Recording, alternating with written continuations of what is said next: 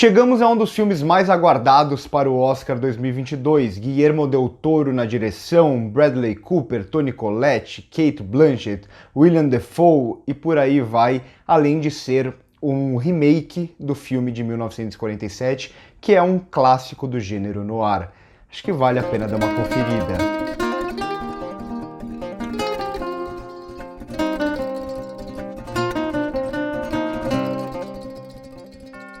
Eu já estou há um bom tempo aqui no canal querendo fazer um vídeo explicando o que é filme noir, o que é cinema noir ou o que é gênero noir, né? Porque tem essa discussão, noir é gênero ou não é? Eu não vou entrar nesse debate aqui, vou apenas passar rapidamente por cima, porque eu acho que é interessante a gente entender um pouco do filme noir para poder fazer algumas comparações, alguns contrastes aqui, porque eu vejo muito Del Toro aqui falando sobre o filme noir, fazendo algumas referências e ao mesmo tempo rompendo com muito do gênero. Então, o cinema noir ele começa ali durante a Segunda Guerra Mundial, no começo da década de 40, não tem um começo assim pensado, é algo que começa a acontecer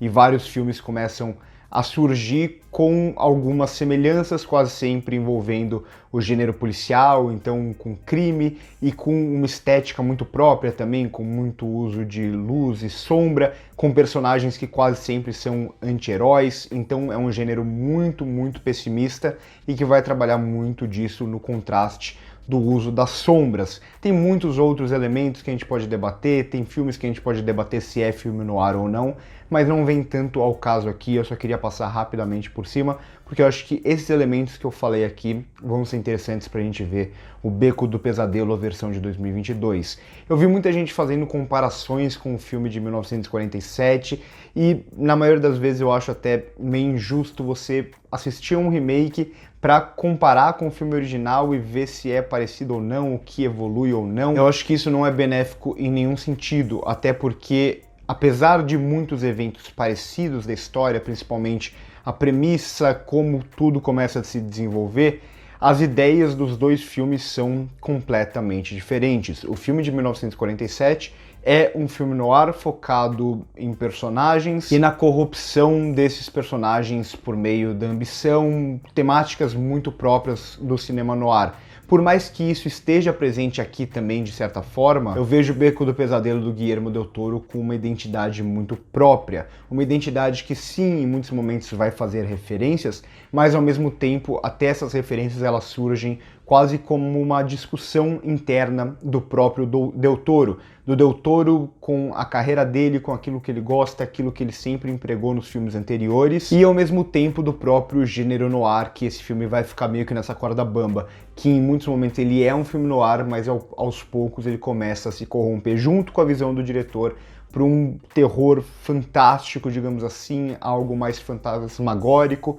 meio até gótico, que é o que esse filme vai se transformar a partir do segundo ato. Então é um filme que vai fazer essas transformações e muito disso vai passar justamente por essa visão do próprio diretor debatendo o seu próprio cinema. Calma que eu vou me aprofundar um pouco mais nessas temáticas. Então, como eu disse, esse é um filme dirigido pelo Guillermo del Toro, que ganhou Oscar não faz muito tempo por A Forma da Água. Meu filme favorito dele é O Labirinto do Fauno, e que tem um grande elenco aqui, com destaque para Bradley Cooper e Cate Blanchett, são as duas melhores interpretações. A Cate Blanchett pode até vir a ser indicada ao Oscar, o Bradley Cooper eu já acho um pouco mais difícil, mas eu acho a atuação dele muito subestimada, porque é sim uma ótima atuação. Aqui o que a gente vai ver a partir de uma premissa muito parecida, como eu disse, do filme de 1947, esse cara chegando no circo, aqui vai ter um lance do passado dele que o Del Toro vai segurar como uma forma de suspense, e aí ele começa a ganhar espaço ali, ele é um cara muito inteligente, de caráter bem dúbio, digamos assim, para não falar que em muitos momentos ele tá mais para um vilão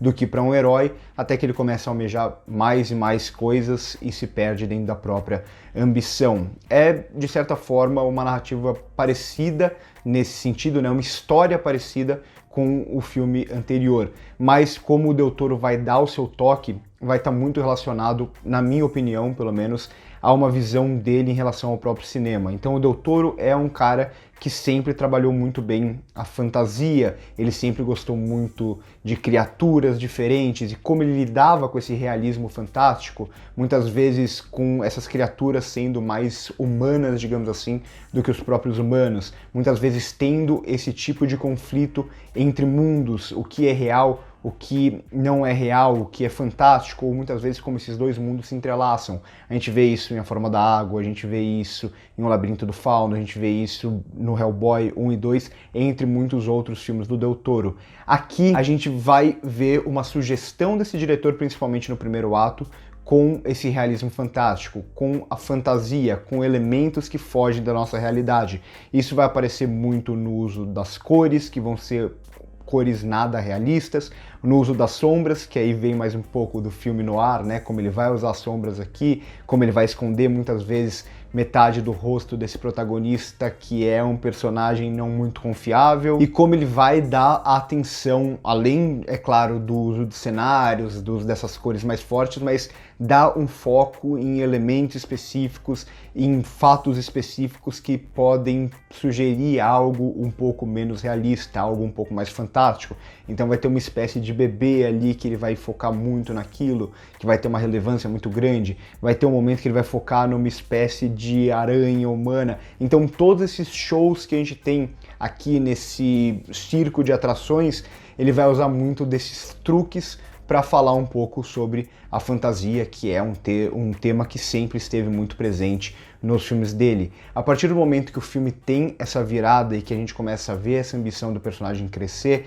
o Del Toro começa a romper com o próprio cinema dele, que geralmente é um cinema mais otimista, como eu disse, um cinema mais fantástico. Por mais que ele trabalhe muitos elementos de terror nos filmes anteriores, é sempre com uma visão um pouco mais romântica. E aqui não, aqui ele vai começar a fazer essa virada de chave para um lado muito mais sombrio, trazendo um pouco sim do gênero noir, né, do filme noir, que tem essa relação com a guerra. Ele vai deixar isso bem claro aqui no filme também, com personagens que estão também à margem da sociedade, personagens que estão tentando sobreviver e muitas vezes tomando atitudes completamente erradas, como é o caso do protagonista aqui. Então ele vai de um Del Toro um pouco mais harmonioso, mais fantasioso, mais referente também, porque aqui o filme vai fazer várias e várias referências ao cinema noir. Por exemplo, o protagonista usar aquele chapéu que é muito a cara dos filmes do Humphrey Bogart,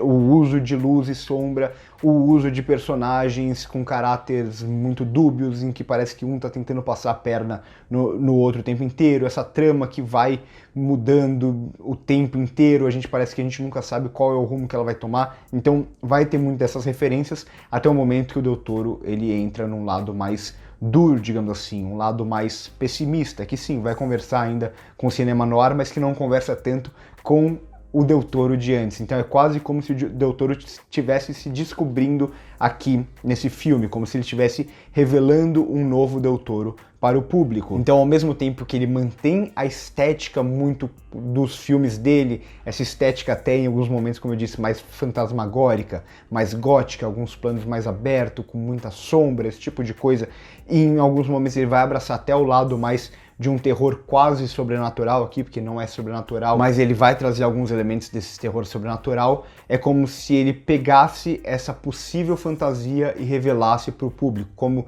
se ele estivesse revelando o próprio cinema dele, ao mesmo tempo que ele estivesse revelando essa fantasia, que não é fantasia aqui no filme, essa fantasia que é truque. Ele começa a transformar aquilo que poderia ser algo sobrenatural em algo real e mostrar o truque por trás de tudo isso. Então, no geral, para mim, o Beco do Pesadelo do Del Toro nada mais é do que um confronto dele com ele mesmo, do Del Toro romântico, do Del Toro fantasioso, com esse Del Toro que vê a vida por um lado mais pessimista, mais duro, mais amargo, que é no que o filme vai se transformar, e ele consegue conduzir isso muito bem narrativamente. Então, mais uma vez, não é sobre a história. A história, apesar de uma mudança maior na parte final, ela vai seguir muito dos passos do filme antigo, mas o que diferencia aqui é como o Del Toro vai lidar com o filme antigo e vai lidar com a visão dele, o que ele vai fazer como referência e o que ele vai impor a própria visão. É assim que se faz um remake. Eu gostei bastante do Beco do Pesadelo, agora de 2022 aqui no Brasil, né, mas o filme é de 2021. Torço para que consiga algumas indicações ao Oscar também, assim que sei que vocês estão sempre interessados.